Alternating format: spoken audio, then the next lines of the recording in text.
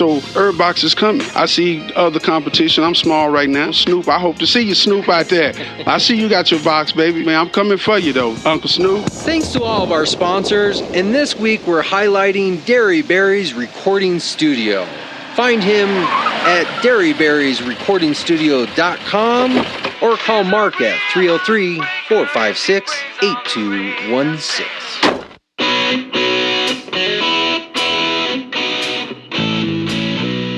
Yeah, well, you know what? When I was passing out dabs earlier, I think that, matter of fact, speaking of dabs.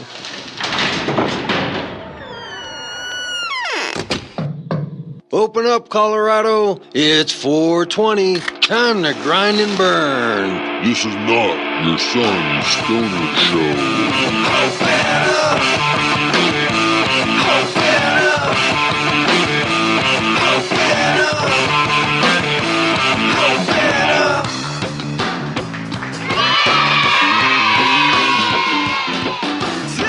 Welcome to the Cannabis Community Project. This is Brainstorm. Once again, bring you your weekly podcast from the CCP studios high up in Denver, Colorado. Here exploring the business side of this newly emerging economy, focusing on the business, the patient, the retailer, to the geek in the garage, creating that next innovation in cannabis. This is the first media platform to help fellow cannapreneurs just like you while living the lifestyle.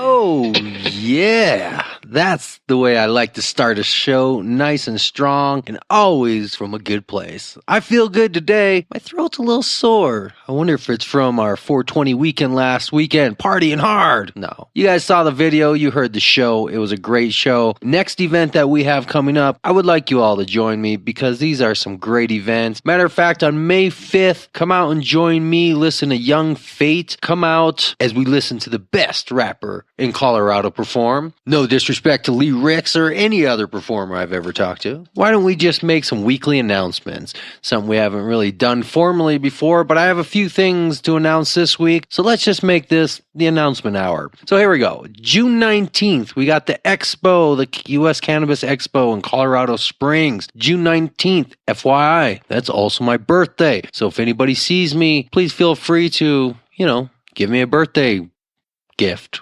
of some sort. I'm never one to ask for gifts, but it is my birthday. I'll be down in the Springs.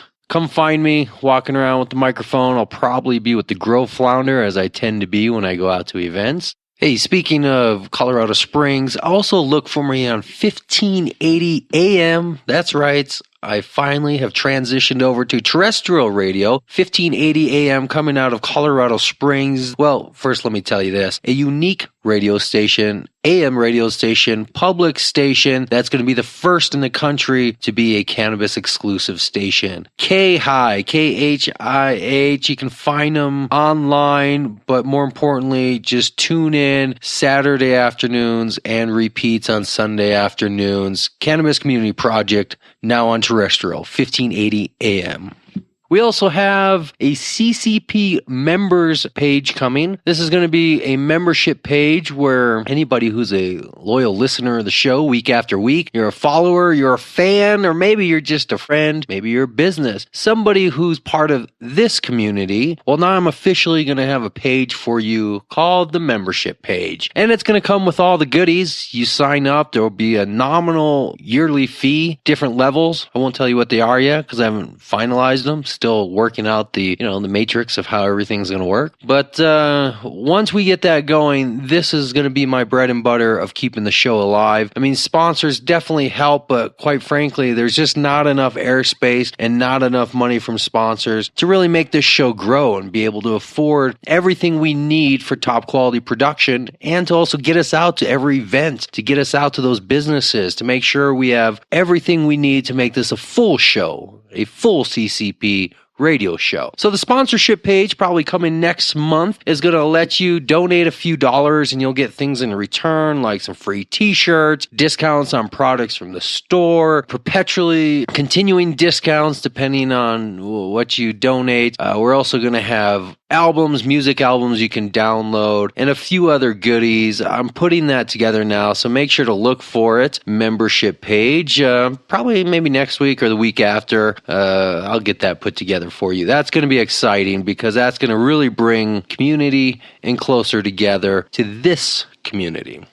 Hey, speaking of community, what did you think of last week's show? Was that cool? Was that different? Was that lame? I don't know. Tell me something. Throw me a message on Facebook. Send me an email. Do me a tweet on Twitter or whatever other social media you're on. I'm on there too. Just look for me, Cannabis Community Project. Tell me what you think, because this, to me, was exciting. I had somebody come from another state to come see me and be part of this show and this community. And now, a new sponsor. The Herb Box. You heard Kenya Brantley last week talk about his whole situation himself, his business, where he came from, everything else. And now we're going to start a business relationship. So he's going to be advertised on the show, the CCP store, and maybe some continuing segments in the future. He has a lot of interest in patient issues. Quite frankly, we don't focus on enough because we try to focus on the business side of things here. So maybe I'll have some spin-off shows or just additional segments that we're able to include into this show so we can start covering some broader topics in the industry,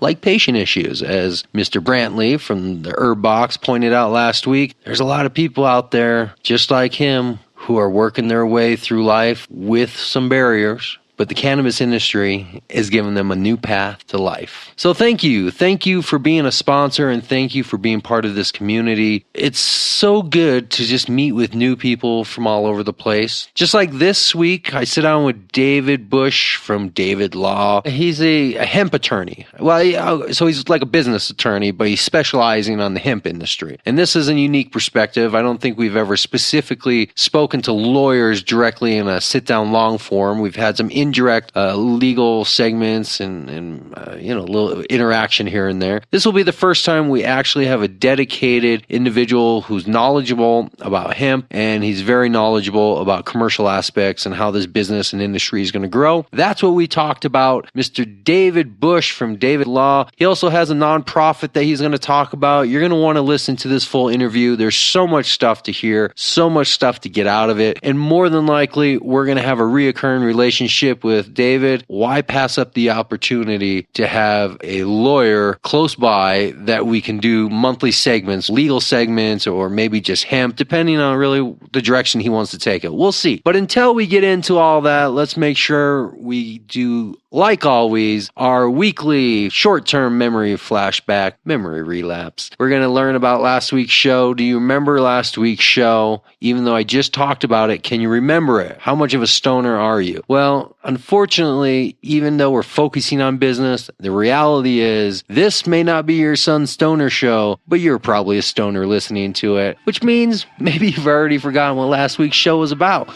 So take a couple minutes, listen to it right now, then we'll get into this week's show. Such a great life coming. Son's born in 2 weeks.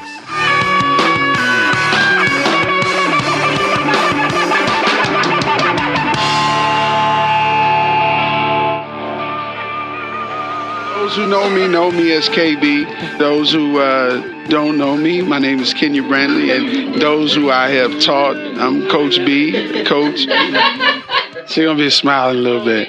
All right, man, let me start with this. It was a timeline to all of this. I guess you could say this started 92 with the Chronic album with Dr. Dre. And I think that set it off for everybody. And it started there. I mean, for me, for us, that's when really music, the hip-hop, the weed, the culture of it, all came in the two. And then, I graduated from college and went on. Fortunately, I won't say unfortunately, I have a retina disease called retinitis pigmentosus. Now, I played football in college, and I coached and taught for 22 years. This past December 23rd, I had to hang it up because I was getting where I couldn't perform at the level I wanted to. It wasn't a job to me. I just woke up in the morning. I went from playing football in high school and college to then coaching it, and I was a PE teacher, so I played dodgeball every day. I love what I truly did, and I love the community, and I love the kids. sitting there and thinking about what to do, I'm in a little depression. Mind you, this was the 1st of November. And, last year. Yeah,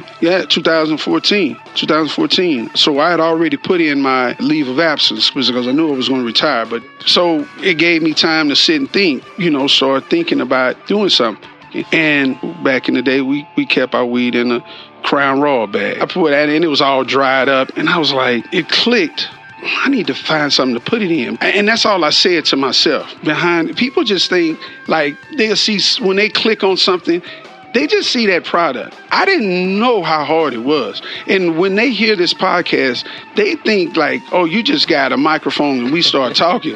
I jumped in and I kind of thought that, but once I got into a studio and after even talking to you and you giving me the tips and and just was in there editing and really taking this out and really listening to myself over and saying, how can I make myself better? It's a lot hard. Like you said, you can take a 15 to 20 minute podcast and work on it 15, 20 hours. You know what I mean? So people don't see the hard work behind it. You can, but there's probably 80% of people podcasting that don't. Right. Because the impression is, well, just pick up a microphone, talk about something, upload it to the internet, and then now you're a podcaster. Right. We could probably talk for hours and hours. Yeah. I'm going to let you go. I know. So all that means is that we just have to talk more, right? So we just have to do it at different times and keep talking. Okay. This has been great. I appreciate you. Think about empowering yourself and being about this community. We got families, we're fathers, we're mothers, we're taxpayers. We're not just bums out here. We're not just behind the basement. So I thank you and I appreciate it, man. And peace to everybody out there. I love it.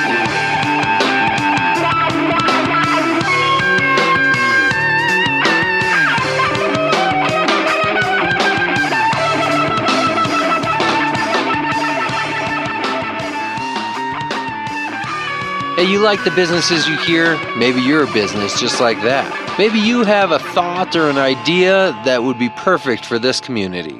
Contact me. I'll get you on the air. I want to discuss these issues. Everything in the news, from health, legal, food, music, growing, technology, business. We talk about it all here. Cannabis Community Project. Remember, I'm creating a store where right from the website, every business that you've heard about, every product that we've talked about, right from the website, as you're listening to my show, you're going to be able to view a page called Store where you will see every product and service that we've brought through the community.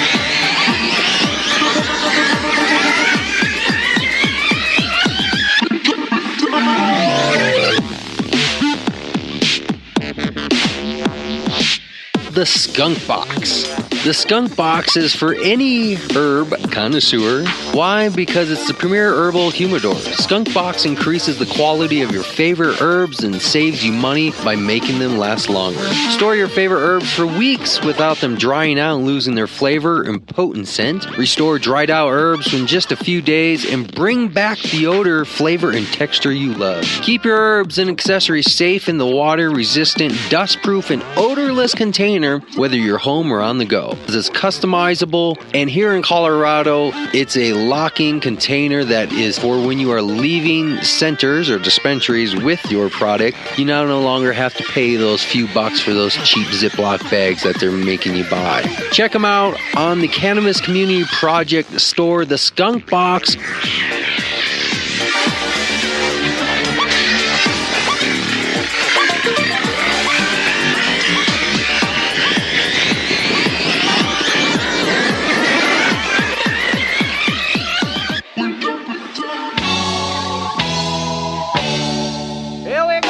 Yes, and that kind of goes back to a lot of people in my generation when marijuana was akin to stuffing straw in your mouth and setting it on fire. It was pretty harsh, nasty stuff in those days, not like the sweet buds we all seem to see around town now.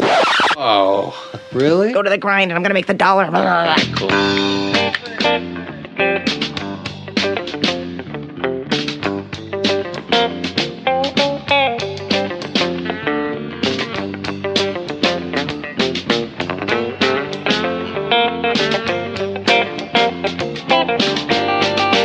When it come to staying, I'll be leaving. when it comes to going down the road. When it comes to starting, I'll be ending. End up wherever I may roam. Wherever I may roam. Wherever I may roam.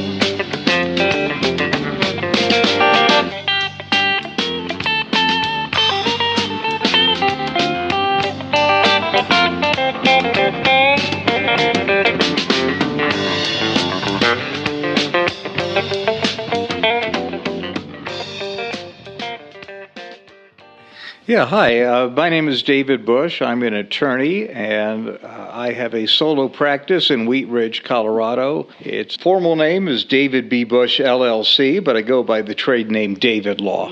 What is your specific area of practice? I tell people that I am a business and commercial lawyer. I have been promoting my services or directing them most openly to the industrial hemp industry. So while people can come to me for pretty much any kind of business law issue, whether it's forming a corporation or changing the form, dissolving it, entering any kind of contract. I mean, I can do all of that, but the people that I've been approaching the most are in the industrial hemp industry, and that's where I've been getting most of the attention and the clientele. How long has that been going on where you've been focusing on the cannabis side of things? Hemp specifically, right? Yes, cannabis specific, but I should say in cannabis, industrial hemp. I'm not a marijuana attorney, and if people come to me with specific questions about marijuana regulation, about some business that they have in marijuana edibles or medical or something like that, I generally will refer them on. There's a lot of qualified marijuana attorneys, right. And I'm trying to offer my services to a little bit different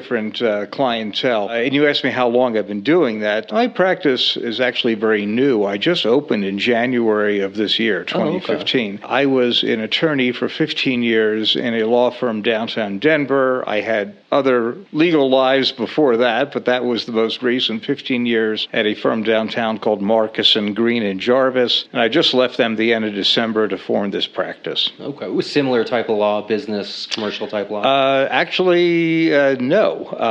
My background for 15 years was in litigation. I was always a civil attorney. And that's kind of an interesting difference, is that a lot of the marijuana attorneys typically come from a criminal law background. They start out defending DUIs and people with drug possessions, and then when things started to change with marijuana in Colorado, they started getting more into marijuana business. So that was the transition you see a lot of other attorneys made from criminal defense to business. My transition was I was always a civil attorney. I have not been a criminal attorney except for one very brief period in my career. I was in civil litigation. I was representing mostly contractors, subcontractors, developers. I was in an area we can call construction law, construction defects litigation. But then last year I really started getting interested in what was going on in the cannabis industry, and I started exploring that more and more and more. And next thing I knew, I was leaving my practice and starting my own in something a little bit different than what I have been doing. So you're the wrong guy to get in an argument with. You like to litigate. I'm probably the wrong guy to get in an argument with, yes. I can be very stubborn. That's one thing that litigators are taught to do. It's in our genes, is we are stubborn. So were you getting close to a standard retirement there and started looking for another career, or did something happen that made you go, I think I'm going to change, not careers, but fields of interest here? I just became very excited about what was going on in the cannabis industry in Colorado, and I realized that industrial hemp has a very bright future and that nobody seemed to know about it. I started looking around for people who were practitioners in hemp law, and I found that there weren't any. And when I realized that, I thought, okay, well, this is a chance, perhaps a little bit later in my career than most people would be comfortable with, but I decided I'm going to try something really different. So that was it. I acquired a new interest, I got a new passion, and now I'm pursuing that. Already an entrepreneur, a risk taker. at any age, right?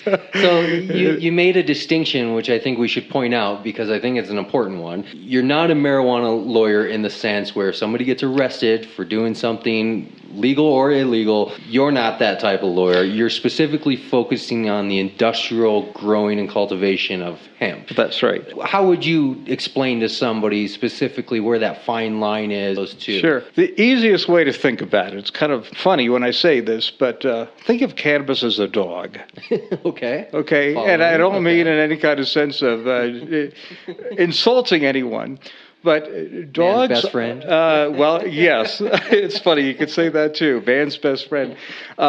Dogs are extraordinarily variable. Think about that. You can have a bulldog, you can have a Great Dane, you can have a Chihuahua. Those are all the same animal. They're all the same species, and they look dramatically different. They have dramatically different behaviors. In cannabis, there are hundreds and hundreds and hundreds of different ways that the plant will express itself. And some of those, actually a minority of the cannabis expressions, are psychoactive, that have THC in it, that people will like to eat or smoke or do whatever with, and that's what we popularly call marijuana. It's just one kind of a dog. And then there's a whole lot of other kinds of the same dog that don't have the psychoactive potential. If you try to smoke industrial hemp, all you'd get is a bad headache. You'd get sick. You would not get high. And maybe a harsh cough. You might get a harsh cough. Plant material. Yes, and that kind of goes back to, I think, the youth of a lot of people in my generation when marijuana was akin to stuffing straw in your mouth and setting it on fire.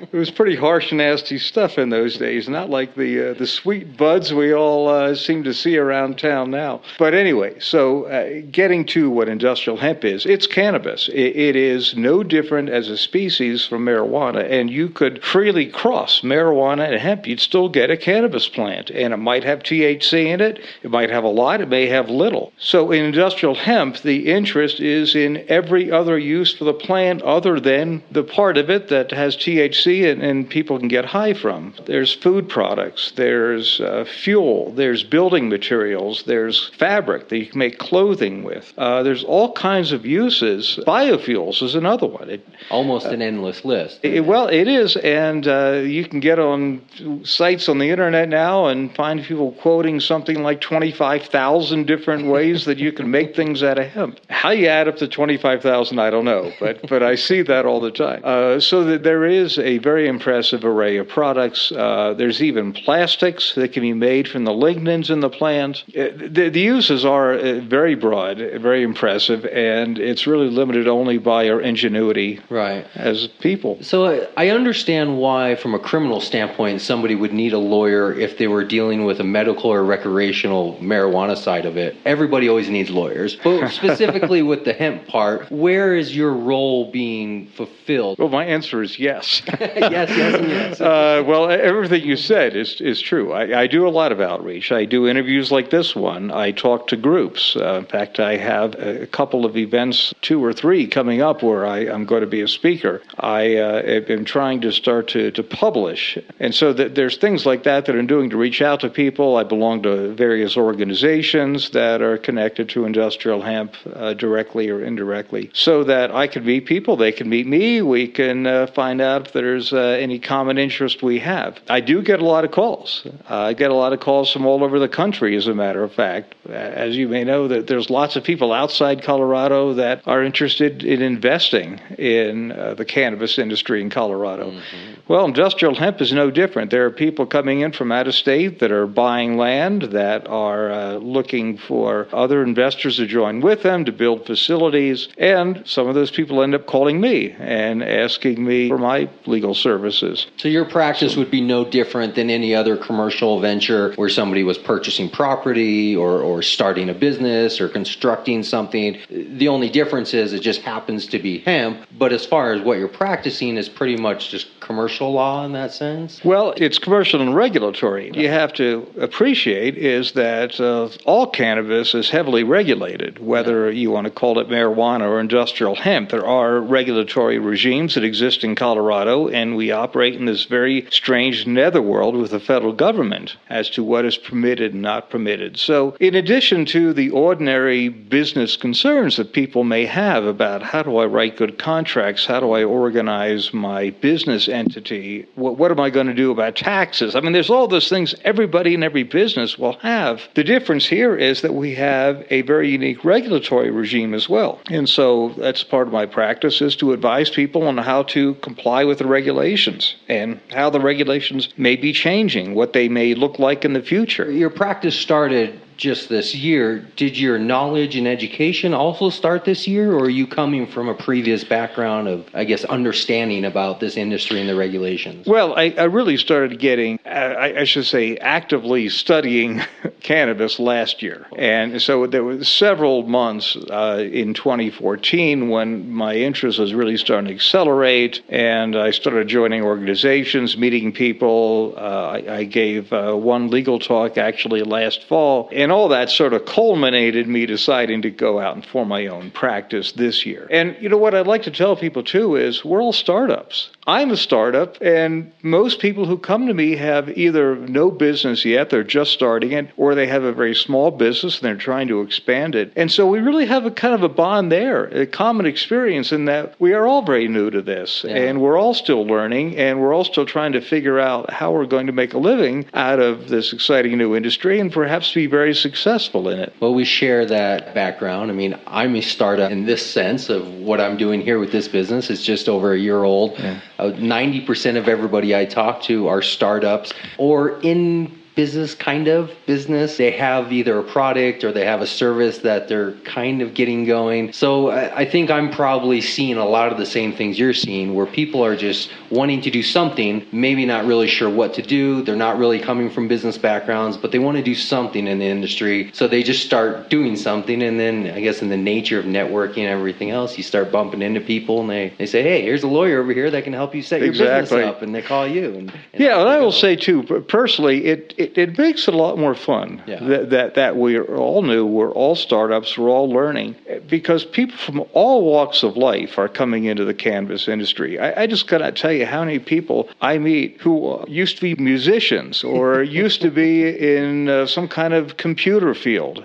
Used to be a house painter, I don't know, and now they're trying to run a sophisticated greenhouse, or they have some retail establishment, and they've never worked retail in their lives, and suddenly they have this going on. I was just at a conference yesterday where part of the conversation was about the challenges in the medical marijuana field with people trying to give good advice to the clientele that comes in, and they have some unique medical problems, and they've never bought cannabis before. They have no idea what strength to buy. They have no idea how to take it, whether it be smoked or drops or vaped or something. And so that industry is struggling with, we have to be advisors. We're not just pushing this stuff from behind a counter. And everyone is coming from a different place to point zero to learn how to do that and to do it well. And I find that in my own practice. I think we all have that capacity then to really kind of push the envelope of this industry without a lot of shame and inhibition. We can all admit, I've never done this before.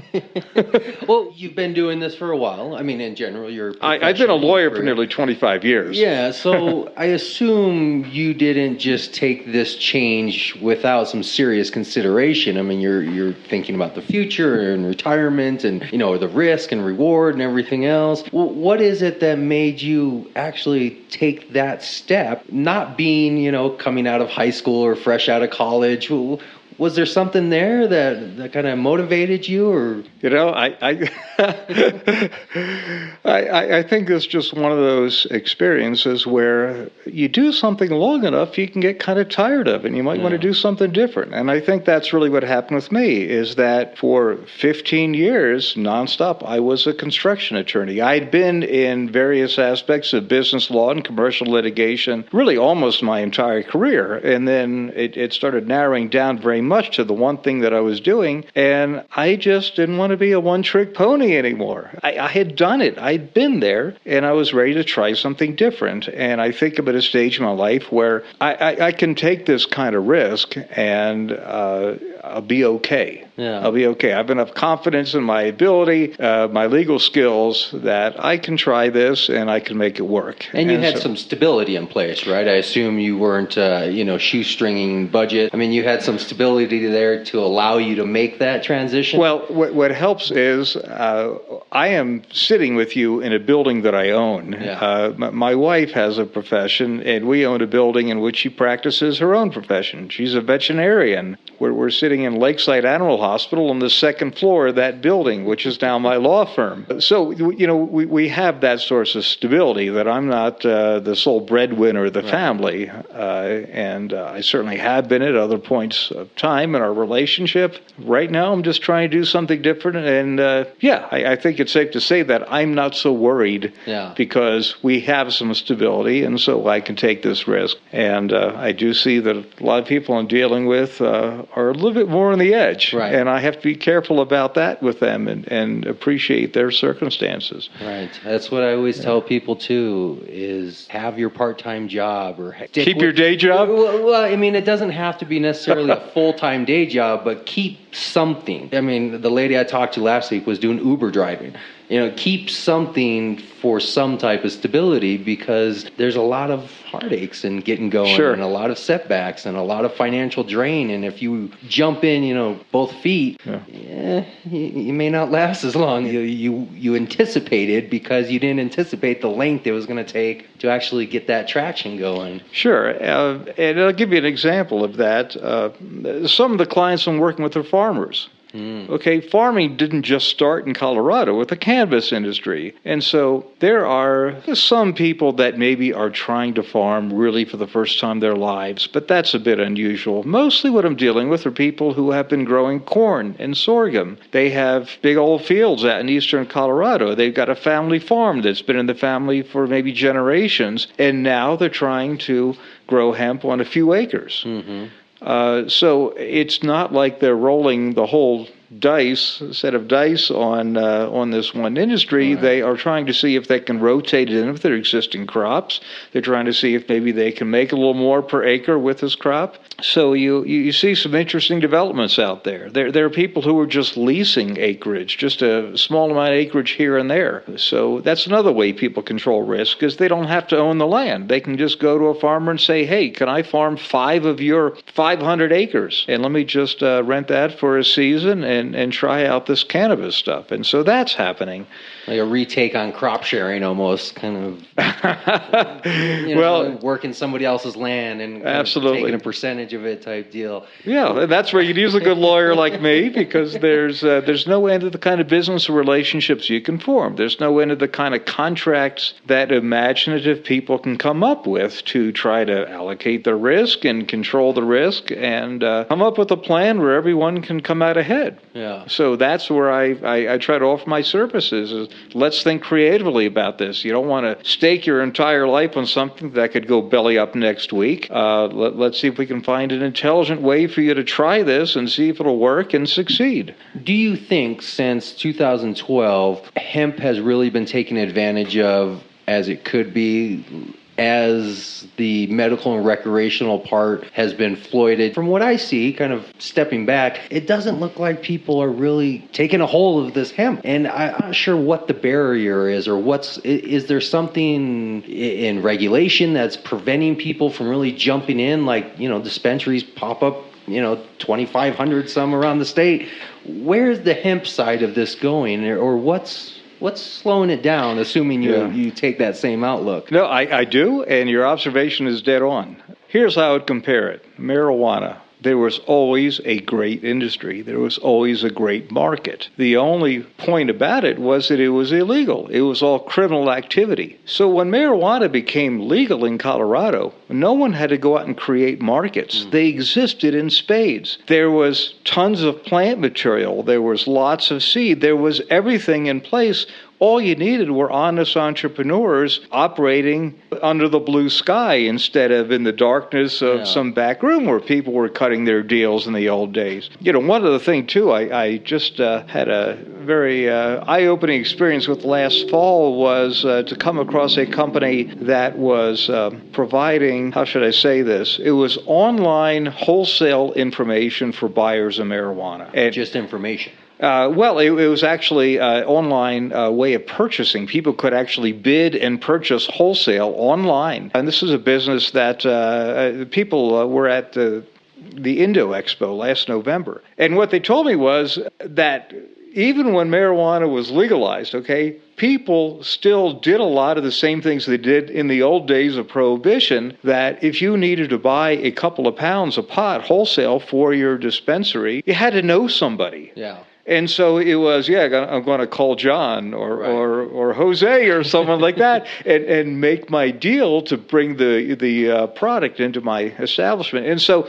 this was an attempt that I had the good fortune of just discovering at the Indo Expo, was someone who said, no, let's be more business-like and sophisticated about this. We don't have to just have personal contacts and know someone. Yeah. We should be able to systematically go out and find the best wholesale market and the prices for what we're trying to acquire. Anyway, so that was quite a digression. What I was just saying is marijuana is very sophisticated. The industry is amazingly sophisticated. When you go to some of these trade shows and you see all these people running around in business suits that are selling financial plans that have very sophisticated secondary industries that have developed to serve marijuana in terms of equipment and personnel services and software services.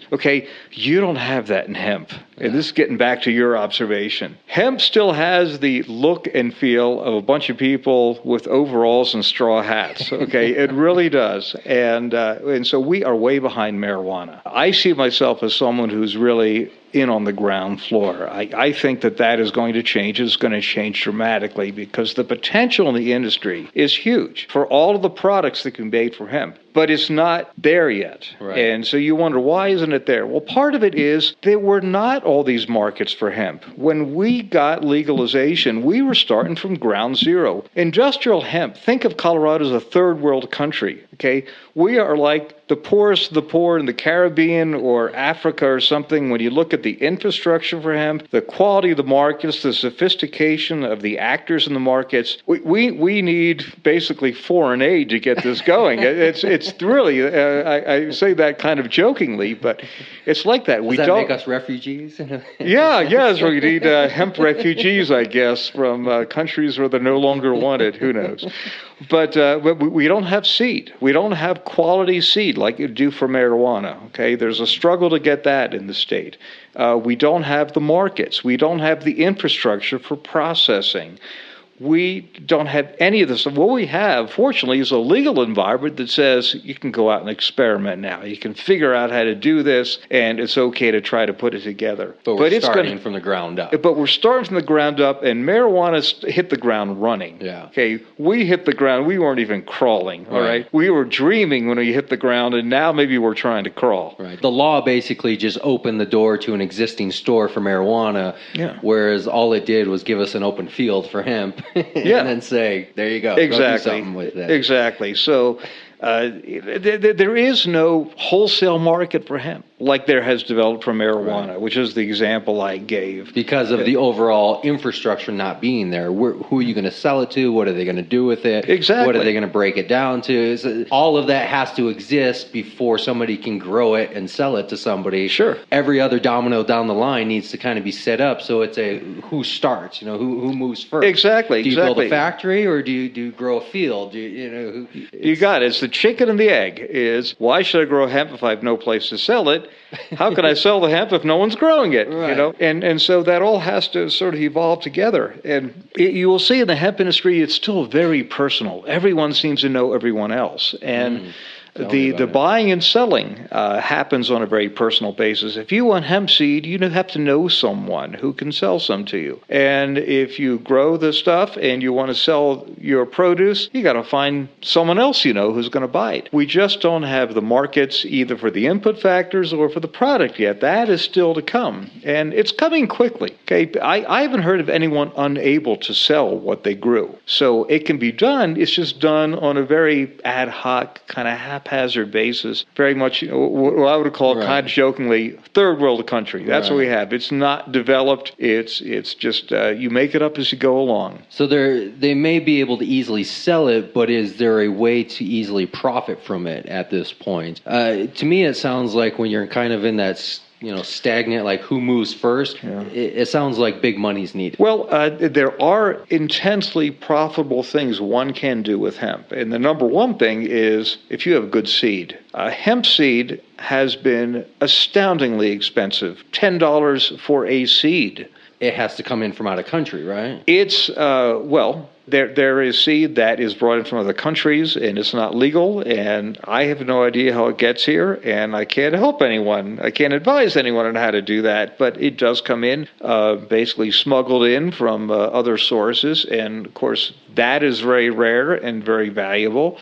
But the sheer quantity of seed has not been there either. So you have a lot of what we call landrace, which is basically mongrel seed. It is who knows what. It could be herb.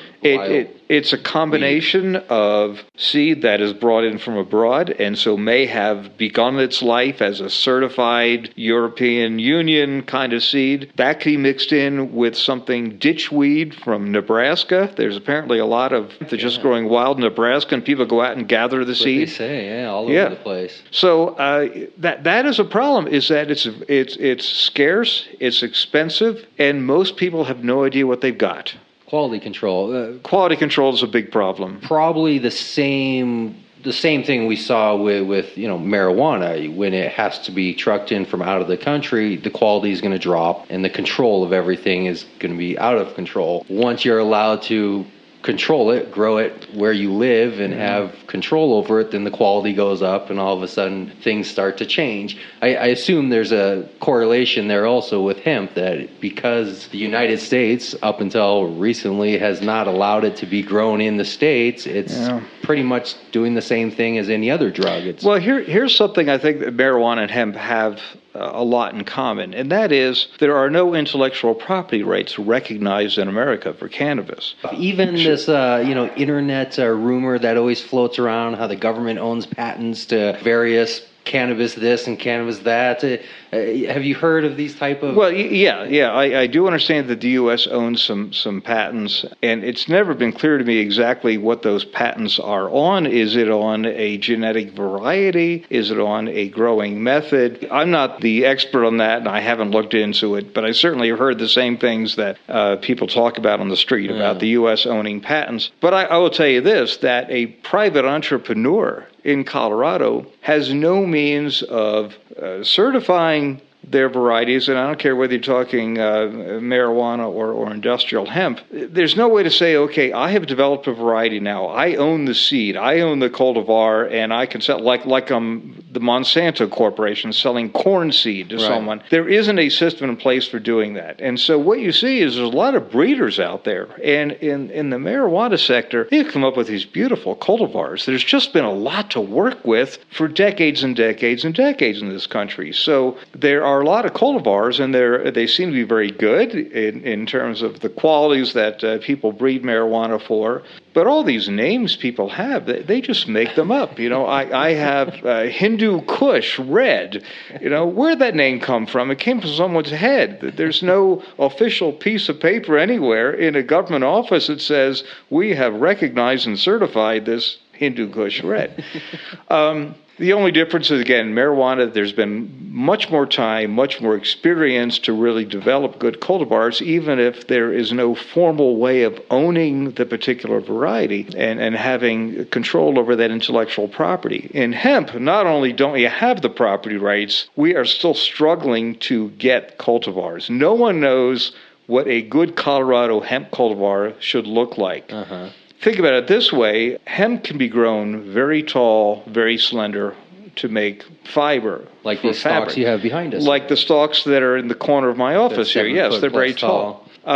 Well, that takes a particular kind of genetic variation in breeding to get a hemp stalk that's going to grow. Can you do that in Colorado? Honestly, I don't know. I mean, we're still trying to figure that out. You might want to have a very short variety that flowers early and develops seeds and sets them very early if you want to raise it for oil seed. And use, depends on. Yeah, and that's what you see in Canada. Canada is primarily, its hemp industry is primarily oil seed because they have a very short growing season. And so they want their plants to be short, quick maturing, and that's where they found that they really have a competitive advantage. Interesting, China, because they grow their hemp in the more humid tropical areas in the country, they have these huge fiber varieties. We don't know what we're going to develop in Colorado that's going to work in Colorado. Right. Okay, you see a lot of hemp being grown in greenhouses for CBD. Farmers out in eastern Colorado on the fields there, we don't know what they're going to grow. It's all over the place right now. So, I mean, again, kind of touching on that same point of uncertainty and what's to come,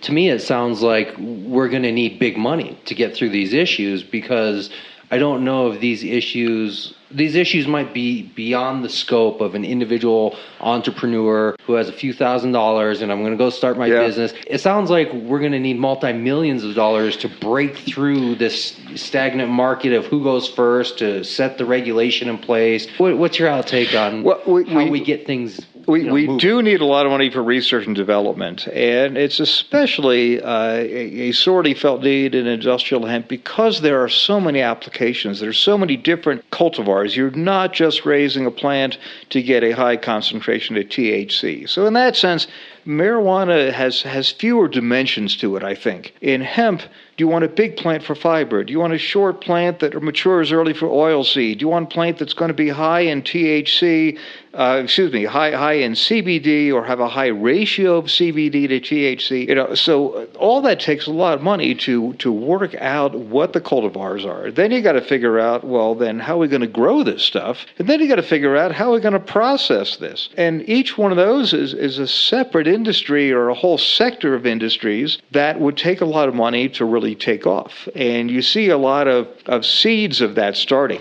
I know that there is a pilot plant, for example, in northeastern Colorado that is focusing on trying to recycle biomass. They've been working with a lot of wheat straw, corn stalks, and guess what now they're interested in is industrial hemp, because they can process that biomass and extract out sugars, lignins, pulp for paper, and that's been under development for decades, believe it or not. Just this one particular company, the one particular facility, and they're short on cash. They're always looking for investors. And that kind of thing is repeated all over the state and around the country. People need money. This might be actually a good segue into the foundation we've created. I can talk about that a bit. Yeah, absolutely. Yeah, I'm here really to talk about two things. One is my law practice, David Law. The other is that in January of this year, I organized a nonprofit. It now has federal 501c3 nonprofit status, so tax-deductible contributions apply. It's called the Industrial Hemp Research Foundation. And to give a quick background on the foundation, why that was created, early last year,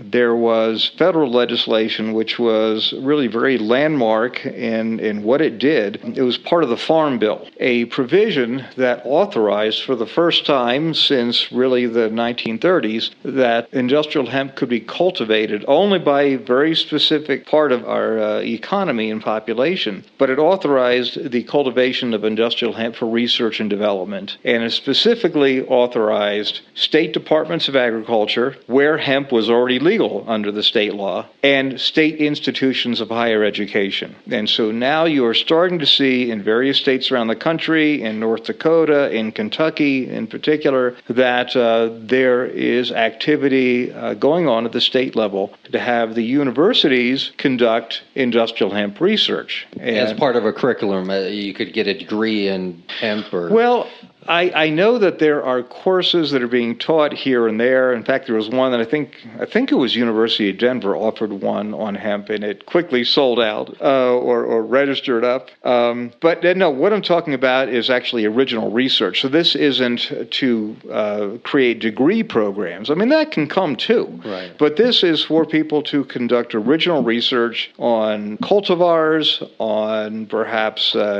responses of human or animal subjects to CBD, on various physiological processes. Anyway, this all goes to the question of big money you're asking about. Is there is now, for the first time, this federal recognition that some industrial hemp research and development can actually take place in this country, authorized by the federal government, which is unheard of. The problem is there is no federal money for it.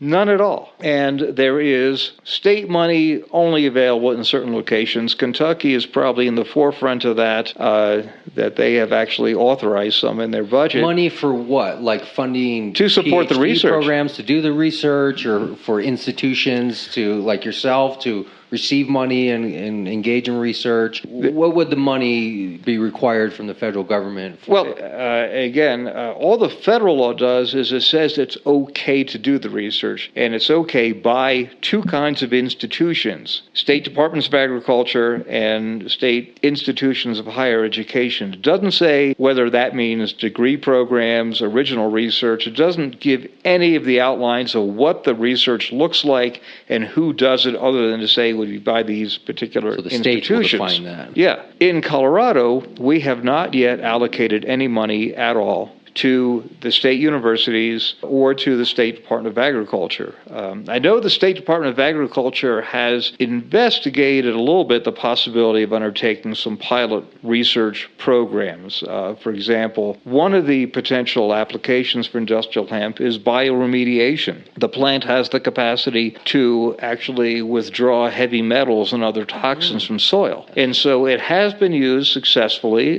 You'll be interested to hear one of the applications is in Russia, or the Ukraine, I should correct myself, where the Chernobyl disaster occurred with a nuclear power plant, and there was all this contamination. Hemp was planted in an effort to clean up some of the soil that was contaminated by the radiation. In Colorado, there is a large site down in the Canyon City area, the Cotter Mill, which was a uranium processing facility, and there has been for decades some significant contamination of groundwater from that mill site. And the state of Colorado has actually looked at the potential for trying to remediate some of that contamination by growing hemp. It has no money. Okay, I have to emphasize it has no money to do it. It simply looked at it and thought this would be a really neat program we could try if we had the funding. I don't know what's happened in the Chernobyl area. I just know that it was tried out there. And this is not something that I personally have a lot of knowledge about. It's just very well established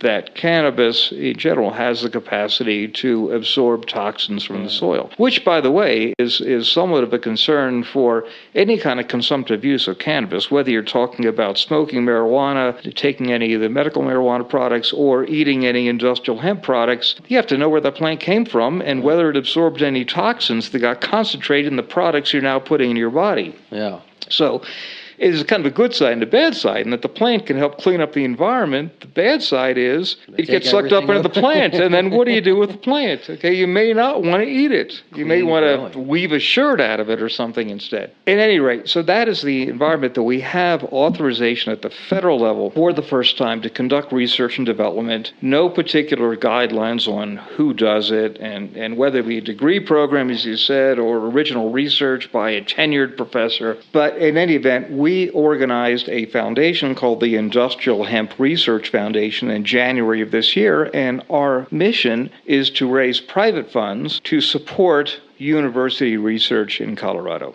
And that is what we're trying to do now, is to attract donors from the cannabis industry and any other industry that is interested in this subject to help us support research that could be done in the state. We could become a center in the country for research and development if we could just get our resources together to support it. So they would be donor supporters, not investors in any type of business. They'd be donors, and that's why we formed a nonprofit corporation to do this.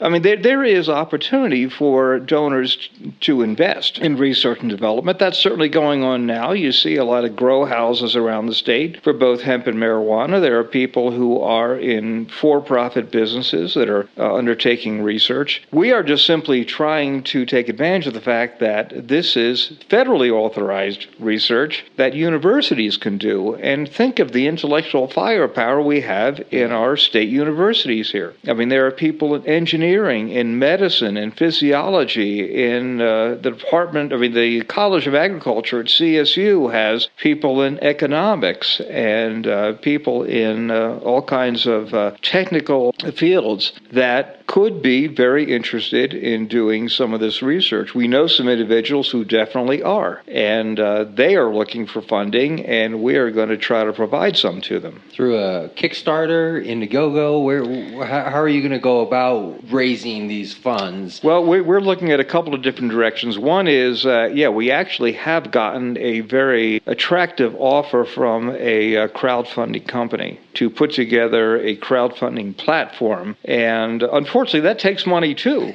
It takes money to make money. I mean, that's a fact of life, whether you're talking profit or nonprofit. So we have gotten a very attractive offer. And now we are trying to get together the seed money so that we can take advantage of that attractive offer. Yeah. And so that would be a crowdfunding platform. And so that would be part of our mass appeal nationwide, maybe even North America wide, I don't know, where people could get on our webpage. We do have a website. It's called the IHR Foundation. This is where they can go to get information and donate? Yes.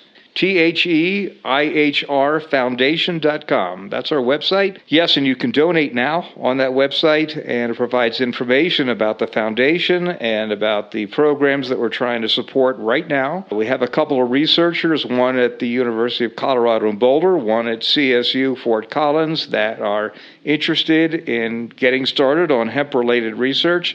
They just needed the money, and that's what we're aiming to do. So that's one thing we're trying to do is crowdfunding. We also hope to approach businesses directly in Colorado and outside of Colorado, for that matter. So that is going to be part of our campaigning. What we've been spending most of our effort on right now is really just trying to get off the ground, trying to get our name out there, like what I'm doing right now in this interview, to tell you about the foundation. We have started to show up at some of the expos and festivals going on. The foundation is going to have a booth at the Hemp Farmers Market coming up on June 6th. We're going to be in Where's that again? That is going to be in Denver at East Evans and Monaco. And that's open to the public? That is open to the public. There is a facility out there called the Greenhouse, which is kind of a cannabis business center. That's where the Hemp Farmers Market is going to be on June 6th, which, by the way, is during Hemp History Week. That's June 1st through 7th. And so the Hemp Farmers Market is part of that whole activity for the week. And the foundation is going to be out there at the market promoting itself, getting people to know it. There's an expo in Colorado Springs coming up. It's the U.S. Cannabis Expo, I believe. Yeah, later in June. Tickets last night. That's why I know that. Oh, very good. Okay. Well, then we'll see you down there. We have a booth for that, too. Oh, okay. I'll make sure to stop by and say hi and get a little recording of you. Very good. And if we can afford it, we'd love to have a booth at the Indo Expo. That, as you know, is quite expensive to get into. So everything's getting expensive. People see they see it. You know, people that have the events and they have the apartments and they have the places, they see what's going on. Prices are going up, and there's some supply and demand going on, but it's expensive. That's why I wasn't in the Cannabis Cup this year when I was last year. Right? It's just getting expensive. And that's one thing, again, is telling you how far the marijuana industry has come. It is that sophisticated that you can have people that are willing to put down thousands and thousands of dollars for a booth at a fair. Okay? You don't see people in the hemp industry that can afford that yet. Yeah. And so it's interesting. The only way we can ever get into these events is if we find a less expensive event or have someone sponsor us.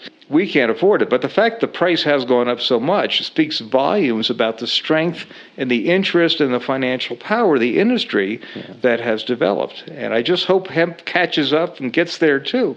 Well, all I hear you saying is that the hemp industry is going to be far bigger than the quote-unquote marijuana recreational medical side, because as you pointed out, there's only a few end uses for that side. But from the hemp side, it could be thousands and thousands of end uses, which means ultimately the market's going to be far bigger than anything we've seen from a recreational or medical standpoint. Well, let me tell you something about that. Hemp is big. It's just not big in this country. Okay, the United States is about the only industrialized country in the world that is still so backward that it outlaws hemp on the federal level. Any personal thoughts on that? I mean, we all It's have seen the outrageous. internet. I mean, we've all heard the internet stories, back in the day, the paper competitions and the drug laws. Any personal thoughts on why even today hemp? Is it an educational thing? Is that what it is? Is people hear hemp and they're unable to distinguish, what kids on the street corner are smoking versus making T-shirts in the factory? Is that what it is? Well, there is certainly problems with perception, but really the problem is that the federal government does not distinguish between hemp and marijuana. We started off this conversation talking about the fact that hemp and marijuana are dogs. They're both dogs. They're just different breeds of dogs. It's the same species, the same plant. It's the genus Cannabis. Right. At the federal level, the Controlled Substances Act, it outlaws what it calls marijuana. In fact, it very ignorantly refers to cannabis or sativa, which is really just one expression of the genus cannabis, and it calls that marijuana. It makes no distinction based on THC content. So in federal eyes, everything is cannabis, everything is marijuana, and that means hemp is marijuana under federal law. That's why we have so many problems with it getting big in this country right now. It's still illegal. It's still, even though you can't get high on it, you would get sick trying to get high. It's considered a drug, a harmful drug. Following that same analogy, it would be like a city wanting to prevent pit bulls from existing inside of a city, so they ban all dogs. Exactly. Exactly. Right? It's guilt by association. And then we find out, if you extend your analogy, you find out actually pit bulls have, some make great pets. Right. It's actually the Chihuahua that bites more people than... It could be, yeah. Which is a subject I won't go any farther with because I'll just get in trouble. Oh, that's right. I forgot where we were sitting for a second. Yeah. Wait, so you were asking whether hemp is going to be big. And I'm telling you, it is big. It's big around the world. So it is a major industry in Western Europe, in Eastern Europe. Our friends to the north, Canada, they legalized industrial hemp in about 1998. It started off slow. They are now growing over 100,000 acres a year, and it's continuing to accelerate. Canadians tell us that they cannot keep up with demand. And think about it. Most of their demand is American demand. It's not Canadian, because our country has so many more people. And so the products that are being grown in Canada are being imported to the United States. We are currently purchasing something in the order of $600 billion a year of raw hemp products in this country because we can't grow it legally here, except in a few selected states like Colorado. It is a big industry. It just isn't big here. And so that puts us in this very unfortunate position of having to play catch up. There's a good friend of mine who attended a conference in Germany. It was an international hemp conference in which one of the speakers said, what we really need is American ingenuity. And it's true. It's true. With the creative talent we have in this country, we could do so much with this crop and all the products that can be made from it.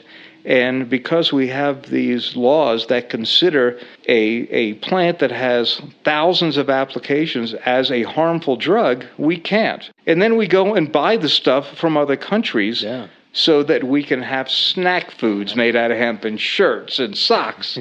It's silly. Why can't we grow it here? I buy hemp seed from Costco every few weeks. You can. And, there's money going to somewhere else.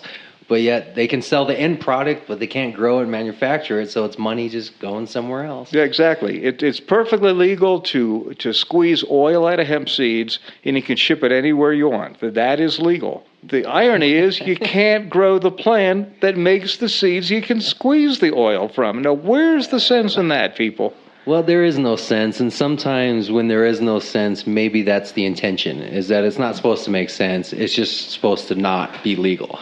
You know, at the end of the day, there's just people who don't want it legal, regardless of the logic, regardless of the rationale, regardless of anything. It's just a black and white situation, and they have the control and power at this point. So, well, that's changing. That is changing. There are winds of change blowing, and we don't know when it's really going to result in the end of prohibition, but it's coming, and no one seems to doubt that anymore. I don't doubt it. Every time I talk to hemp people, not to lump you in as a hemp person, but they're always the most fanatical of people I talk to. By far, I went to the Hemp Awards last year up outside of Boulder and outside of Longmont and going down to Colorado Springs. And every time I meet a hemp activist or somebody specifically in the hemp industry, they are always the most passionate, the most knowledgeable, the most fanatical, the most everything by far. So I think those type of people are definitely going to lead the way and change the world. Yeah, and this is where I always talk to people about, let's be realistic,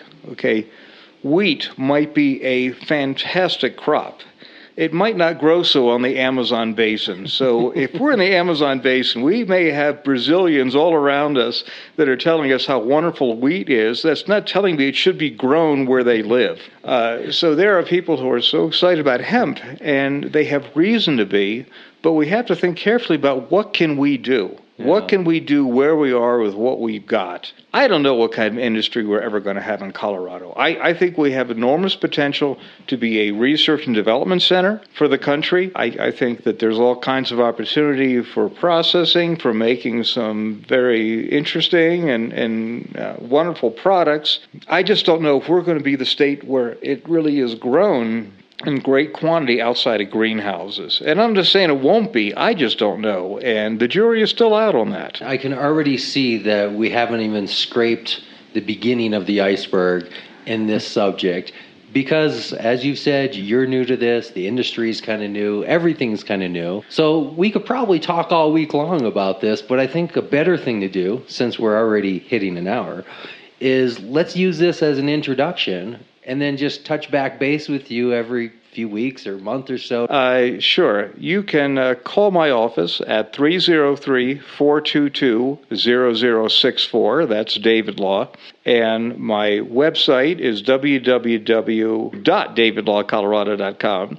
Email address is the same as our website. It's just my last name, BUSH, at davidlawcolorado.com. And you can reach the Industrial Hemp Research Foundation at its website, which is www.theihrfoundation.com. And we also have a phone number for the foundation, which is 720-282-5806. And we're happy to talk to you. We're always looking for volunteers to help. And we're all in this together, folks, so let's make some change happen. Excellent. I appreciate it, David. Thank you very much for your time. Thank you. I appreciate it.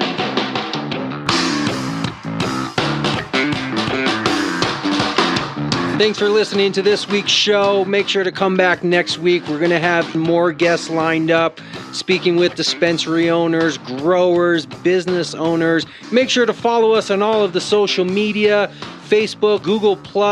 You can listen to our shows live from the website or your preferred listening platform.